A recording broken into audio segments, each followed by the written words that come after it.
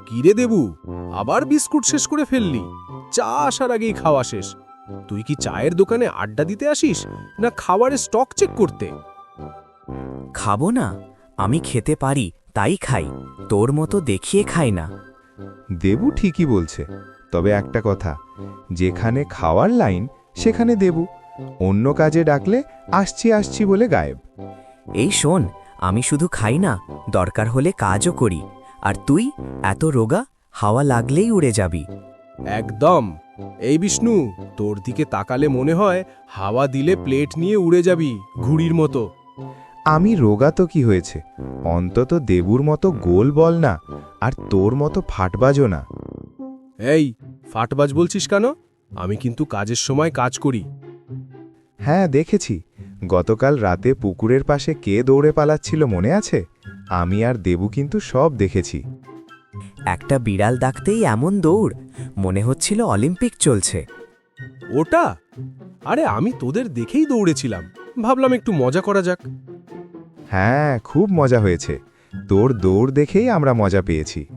তুই তো বলেছিলি রাতে একা হাঁটিস, কিছুতেই ভয় পাস না। আমি ভয় পাই না বুঝলি, এসব ছোটখাটো জিনিসে আমি দৌড়াই না। তুই শুধু কথা বলিস, কাজের বেলায় দেখা যায় ফুস। এই রোগা, বেশি বকবক করিস না, হাওয়া দিলেই তুই উড়ে যাবি, আবার বড় বড় কথা। কিরে, তোদের তো দেখছি আজ বেশ আসর বসেছে, কে কাকে উড়িয়ে দিচ্ছে, কে কাকে খাওয়াচ্ছে সব শুনলাম। কিন্তু একটা কথা বলতো, তোরা এতক্ষণ ধরে আসলে কি নিয়ে আলোচনা করছিস? শুধু একে অপরকে খোঁচা মারা, না এর পেছনে আর কিছু আছে? না ভেন্ডিদা, আমরা আসলে কথা বলছিলাম কে কত সাহসী। সাহসী? ভালো কথা, কিন্তু সাহস শুধু মুখে বললেই হয় না রে, পাড়ায় কি হচ্ছে সেসবও একটু জানা দরকার। তোরা কি শুনেছিস শ্মশানের পেছনের বটগাছটার কথা? না না তো। তো, না কি তো, হয়েছে? কি হয়েছে? গত কয়েকদিন ধরে লোকজন বলছে সন্ধ্যের পরে ওই রাস্তা দিয়ে গেলে বটগাছের ভেতর থেকে নাম ধরে ডাকে।